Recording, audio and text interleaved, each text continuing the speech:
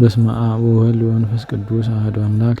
አማስሩ ወሰሉሱ ለነሐሴ በዛቲ ዕለት በዓል አብይ ወክቡር ዘእግዚእነ ኢየሱስ ክርስቶስ ሎቱ ስብሐት። አንድ አምላክ በሆነ በአብ በወልድ በመንፈስ ቅዱስ ስም ነሐሴ 13 በዚች ቀን ክብር ይግባውና የጌታችን ኢየሱስ ክርስቶስ ታላቅና ክቡር በዓል ነው። በዚች ቀን መድኃኒታችን ሦስቱን ደቀ መዛሙርቶቹን ጴጥሮስን፣ ያዕቆብንና ዮሐንስን ይዞ ወደ ደብረ ታቦር ላይ አወጣቸው። መልኩም በፊታቸው ተለወጠ፣ ልብሱም እንደ በረዶ ነጭ ሆነ። ስለ እነርሱም ጌታችን የሰው ልጅ በጌትነት ሲመጣ እስከሚያዩት ድረስ በዚህ ከቆሙት መካከል ሞትን የማይቀምሱ አሉ አለ። ሰዎች ሁሉ እርሱ ለሙሴ ጌታውና ከሞት ያስነሳው እንደሆነ ለኤልያስም ፈጣሪው እንደሆነና ካሳረገበትም ያወረደው እርሱ እንደሆነ ያውቁ ዘንድ እነሆ ከጌታ ከኢየሱስ ጋር እየተነጋገሩ ሙሴና ኤልያስ ወደ እርሱ መጡ። ስለዚህም ጴጥሮስ ጌታችንን እንዲህ አለው፣ አቤቱ በዚህ ትኖር ዘንድ ትወዳለህን? 3 ሰቀላዎችንም አንድ ላንተ፣ አንድ ለሙሴ፣ አንድ ለኤልያስ እንሰራ ዘንድ።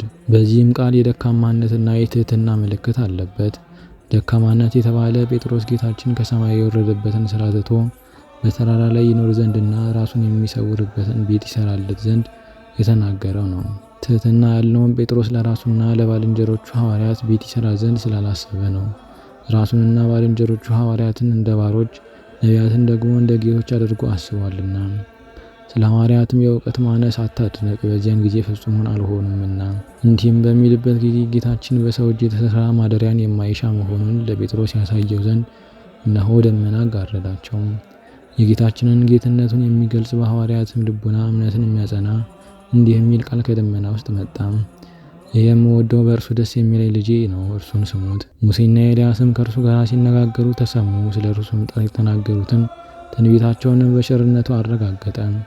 ወደ ተራራ ላይም በመውጣቱም ነቢያትን ሐዋርያትን ደስ አላቸው። ሁለተኛም የአብን ቃል በሰሙ ጊዜ ከእነርሱ ስውር የነበረ የወልድ ዋህድን በእውነት ሰው መሆን በዚያን ጊዜ ተረዱ። ያን ጊዜ የጌትነቱ ክብር ተገልጧልና። ሐዋርያትም ፍጹም አምላክ ፍጹም ሰው የሆነ እርሱ ሙሴን ከመቃብር ያስነሳው ኤልያስንም ያሳረገው አውርዶም ያመጣው እርሱ እንደሆነ አወቁ። ከእርሱ በቀር ማንም ማን የሙሴን መቃብር የሚያውቅ የለምና፣ ካሳረገው ከእርሱ በቀር ማንም ማን ኤልያስ ያለበትን የሚያውቅ የለምና። በሰማይና በምድር ስልጣን ካለው ከሁሉ ጌታ በቀር ሙታንን አድኖ ሊያስነሳቸው ማንም አይችልም። ደብረ ታቦርም የቤተ ክርስቲያን አምሳል ሆነች፣ ከብሉይና ከአዲስ በውስጧ ሰብስባለችና።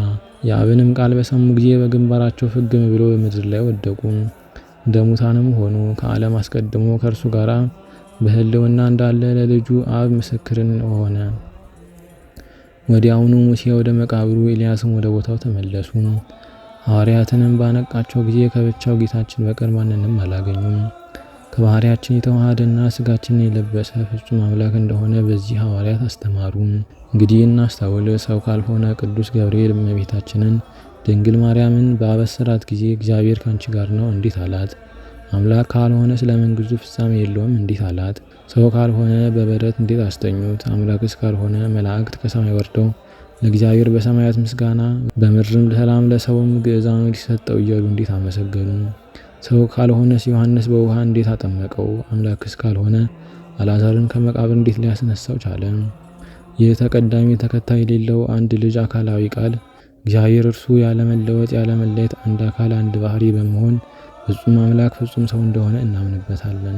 እርሱም ከአብ ከመንፈስ ቅዱስ ጋር ሁልጊዜ አንድ ህላዊ ነው፣ ዛሬም ዘወትርም ለዘላለሙ አሜን። በዚችም ቀን ቅድስት ኦፍራ በሰማዕትነት ሞተች። የሙሴም ልደቱ ነው። የብንያምም በረከታቸው ከእኛ ጋር ትኖር ለዘላለሙ አሜን። በዚችም ቀን ዳግመኛ ተጋዳይ አባ ጋሊዮን አረፈ። ይህም በቀንና በሌሊት ለጸሎት የማይታክት ተጋዳይ ሆነ። ጎልማሳ ሆኖ ሳለ ከመነኮሰም ጀምሮ እስከ ሸመገለ ድረስ ከበዓቱ ቅጥር ውጭ አልወጣም። ከማህበር ጸሎት ጊዜ በቀር ከመነኮሳቱ ማንም አያየውም። ሰይጣናትም ተጋድሎውን ባዩ ጊዜ መነኮሳትን ተመስለው ወደ እርሱ በመንፈቀ ሌሊት ገብተው እንዲህ አሉት፣ እኛ ተሰውረን የምንኖር ገዳማውያን ነን። ከእኛ አንዱ በሞት ስለተለየ ከእኛ ጋር ልንወስድህ ወደን ወደ አንተ መጣን። ለእርሱም ቃላቸው እውነት መስሎት ልብስና ሲሳይ ወደማይገኝበት ጠፍ ወደ ሆነ ተራራ ላይ እስካደረሱ ድረስ አብሯቸው ሄደ። ሲጠቃቀሱበትም ባየ ጊዜ ሰይጣናት መሆናቸውን አውቆ በላያቸው በመስቀል ምልክት ባማተበ ጊዜ ተበተኑ።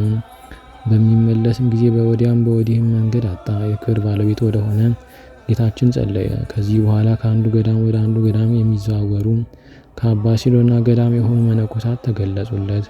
እነርሱም የዳዊትን መዝሙር ያነቡ ነበር። ስለ ስራው ጠየቁት። በእርሱ ላይ የደረሰውን ሁሉ በነገራቸው ጊዜ ከእርሳቸው ጋር ወስደውት በፀሐይ የበሰለ አሳ እየተመገበ ከእርሳቸው ጋር 1 ዓመት ኖረ። ያመነኮሰው መምህሩ አባ ይስሐቅም ወሬውን ባጣ ጊዜ ፊቱን ያሳየው ዘንድ ወደ እግዚአብሔር ጸለየም። አባ ጋልዮንም በመንፈስ ቅዱስ አውቆ ወደ እርሱ መጣ። አባ ይስሐቅም ባየው ጊዜ በእርሱ ደስ አለው። ወዴት ነበርክ አለው። እርሱም ከመጀመሪያ እስከ መጨረሻ ነገረው። ከዚህም በኋላ የሚያርፍበት ጊዜ ደርሶ በሰላም አረፈ። መነኮሳቱም በክብር ቀበሩት። ለእግዚአብሔር ምስጋና ይሁን፣ እኛንም በዚህ ጻድቅ ጸሎት ይማረን ለዘላለሙ አሜን። በስመ አብ ወወልድ ወመንፈስ ቅዱስ አሐዱ አምላክ አማስሩ ወረቡዕ ለነሐሴ በዛቲ ዕለት ኮነ ተስካረ ዕረፍቶሙ ለአባ ስምዖን ወዮሐንስ ፍቁሩ። በዛቲ ዕለት ገብረ እግዚእነ ኢየሱስ ክርስቶስ ሎቱ ስብሐት መንክረ በሀገረ እስክንድርያ። በዛቲ ዕለት አይረፈ ድምጥያ ሰማዕት ገባሬ ተአምር።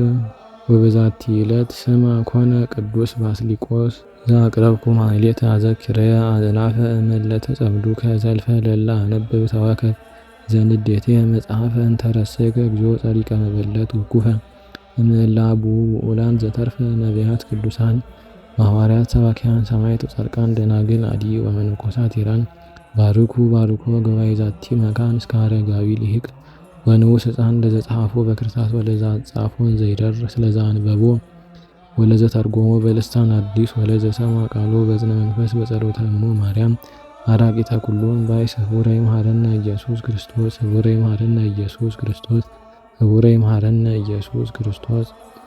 አቡነ ዘበሰማያት